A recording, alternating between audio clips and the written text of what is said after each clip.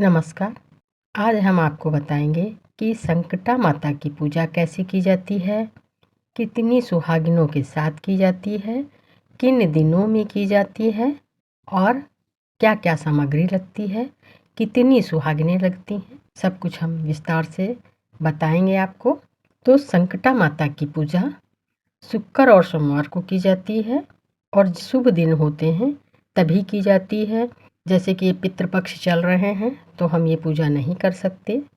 जब अच्छे दिन होते हैं, जैसे कि ब्याह, शादी, मुंडन, इस तरह के कार्य जब शुरू हो जाते हैं तब हम ये पूजा भी करते हैं। मनौती हम कभी भी मान सकते हैं, क्योंकि संकटा माता का नाम ही है संकटा माता, यानी संकट से दूर करना। तो जब भी हम किसी बड़ी परेशानी में होते हैं, हमें कोई रास्ता नहीं दिखता, तब सच्चे मन से हाथ जोड़कर, आँख बंद करके, माता संकटा को याद करके और अपनी परेशानी बताकर ये मनौती मानते हैं कि हे माँ, जब आप हमारी ये मनौती पूरी कर देंगी तब मैं आपकी विधि विधान से पूजा करूँगी। मगर पूजा हमेशा अच्छे दिनों में ही की जाती है और पूजा शुक्र और सोमवार को की जाती है। कितनी सुहागिनों के साथ की जाती है? इसमें 7 सुहागन होती हैं, 1 कन्या होती है और 1 विधवा होती हैं। कहीं-कहीं पर लोग अपने आप को उसी 7 सुहागनों में जोड़ लेते हैं और कहीं-कहीं पर ऐसा होता है कि अपने आप की गिनती नहीं की जाती है। जब आप अपनी गिनती नहीं करेंगी तो 7 सुहागनें आप करेंगी, और कुछ लोग उसी में अपने को 7वां जोड़ करके कर लेती हैं। तो वैसे अपने आप को नहीं गिने, क्योंकि आप तो पूजा कर रही हैं, आप तो 7 सुहागनें खिला रही हैं। तो क्या आप स्वयं को भी खिला रही हैं? आप तो खिलाने वाली हैं। तो इस तरह से 7 सुहागनें होती हैं, 1 कन्या होती है, 1 विधवा होती है और प्रसाद सवैया के हिसाब से लगता है। जैसे कि 1.25 किलो, 1.25 सेर, 1.25 पसेरी, 1.25 मन। और प्रसाद में चावल का आटा बहुत ज़रूरी होता है। चावल के आटे में तुलसी दल, देसी घी, गाय का दूध, पंचमेवा और खोया पड़ता है, चीनी पड़ती है। उसी के बराबर लड्डू बनाए जाते हैं, जैसे कि 7 सुहागन और 1 कन्या, 1 विधवा, 1 आपके लिए और 1 संकटा माता की चौकी पे रखने के लिए बनता है। और उसमें 7 पीढ़ियाँ बनती हैं। पीढ़ियाँ वो जैसे चावल का जो मिश्रण है, चावल का, खोए का, उसको हाथ से दबाकर सिलेंडर स्टाइल में लंबा बनाते हैं। और पीढ़ियाँ चाहे छोटी हों या बड़ी हों, कभी भी उसे बनाते समय मिटाया नहीं जाता है कि अरे ये तो छोटी हो गई है। उसका साइज़ बराबर करने की कोई ज़रूरत नहीं है। अगर बन गई है, बड़ी बन गई है तो बड़ी रहने दीजिए, कोई छोटी बन गई तो छोटी रहने दीजिए। 7 होंगी वो मिटाई नहीं जाती हैं। पिंडी का रूप होता है। माता की मनौती मानते समय उस पिंडियों को जो उठा के सच्चे मन से उसको खा लेता है, माता उसकी मनौती अवश्य पूरी करती हैं। इसीलिए जो भी पीढ़ियाँ आप बना रही हैं, उसका साइज़ मत देखिए कि देखो ये छोटा हो गया है, चलो इसको बड़ा करते हैं। ऐसा कुछ नहीं, छोटा हो गया तो छोटा हो गया, गिनती में है वो। और पान का पत्ता होता है, उस पर सुपारी होती है, गौर रखी जाती है, पीढ़े पे गौर रखा जाता है। और जो सुपारी होती है वो गणपति जी का प्रतीक होती है, वो पान पे रखा जाता है। सुहाग की चीज़ें रखी जाती हैं, चूड़ी, बिंदी, सिंदूर, नेल पॉलिश, आलता वगैरह रखा जाता है। और वही सब चीज़ सुहागनों को बांटा जाता है और स्वयं भी लिया जाता है। माता से आशीर्वाद लेने के बाद सब माता पे चढ़ता है और उसके बाद आशीर्वाद लिया जाता है। तो पूजा इस तरह से होती है। इसमें कथा बहुत ज़रूरी होती है।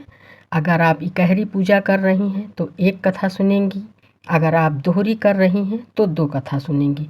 जैसे कि सवैया के हिसाब से प्रसाद बताया कि इकहरी में 1.25 सेर, 1.25 मन, 5.25 सेर, 5.25 किलो, इस तरह से उसी तरह से दोहरे में हो जाएगा। जैसे कि हमने 1.25 किलो लिया है तो 2.25 किलो हो जाएगा, 1.25 मन लिया है तो 2.25 मन हो जाएगा। और सुहागिनें हमने 7 ली हैं तो उधर 14 हो जाएंगी। और 1 कन्या, 1 विधवा, 9 दूनी 18, एक बार में 9 होती हैं, जैसे 7 सुहागन, एक कन्या और एक विधवा 9 हो गई, तो दोहरे में 18 हो जाएंगी। इसी तरह से होता है। और पूजा पे फूल चढ़ते हैं, आरती होती है। आरती घी की होती है, कपूर की होती है। लौंग कपूर की आरती तो माता को बहुत पसंद है, तो लौंग कपूर की आरती करें। घी की ज़रूर करें, घी का दीपक जलावें। कलश रखें, कलश पे एक कटोरी रखें, कटोरी में अक्षत रखें, अक्षत यानी चावल भर के रखें, उसके ऊपर दीपक रखें। कलश को माला पहनाएं। और फोटो के रूप में कुछ नहीं रखा जाता है। चौकी पे माता के 4 पुतले बनते हैं। पुतले यानी क्रॉस के डिज़ाइन से, जैसे हम लोग शादी ब्याह होता है तो क्रॉस बना करके वो पुतले बनाए जाते, भगवान का प्रतीक बनाया जाता है और उसी में आँख नाक सब बनाई जाती। उसी तरह के 4 पुतले बनते हैं। और दोहरी हैं तो 8 पुतले बनते हैं। 2 कलश रखे जाते हैं, 2 पूजा करने वाली रखी जाती हैं। और कहीं कहीं पर जो लोग अपने आप को ही 7 सुहागनों में न्योत लेते हैं तो उसमें जो है 7 सुहागन ही होती हैं। और कुछ लोग 8 सुहागन रखते हैं, तो 8 सुहागन में वो 8वीं गिनी नहीं जाती, 8वीं उनको कहा जाता है जो पूजा करवा रही हैं। और आरती भी होती है।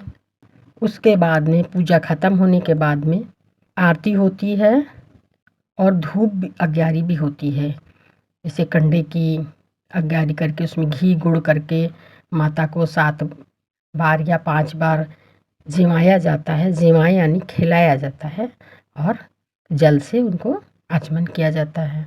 ये वही करता है जो पूजा करवा रहा है, वही जल से आचमन करता है और वही 7 बार खिलाता है। तो ये थी पूजा विधि। इसी तरह से पूजा की जाती है। मैंने अपने थंबनेल पे क्रॉस वाले पुतले बनाए हैं, उसी तरह से 4 पुतले बनते हैं। और दोहरी पूजा में 8 पुतले बनते हैं। गौर ज़रूर रखी जाती है। गौर से पूजा करने के बाद सिंदूर लिया जाता है और फिर माँ से अपनी मनौती पूरी होने के लिए बताया जाता है मन में कि माँ आपने मेरी मनौती पूरी की, मैं उसी लिए ये पूजा कर रही हूँ, मुझसे जो गलती हुई हो माफ़ करें। माता बहुत दयालु होती हैं, वो अपने बच्चों पर, अपने भक्तों पर हमेशा ममता रखती हैं। उसके बाद पूजा करने के बाद प्रसाद खाएं और माता के सामने माता के भजन कीर्तन करें, जिससे माता प्रसन्न होती हैं।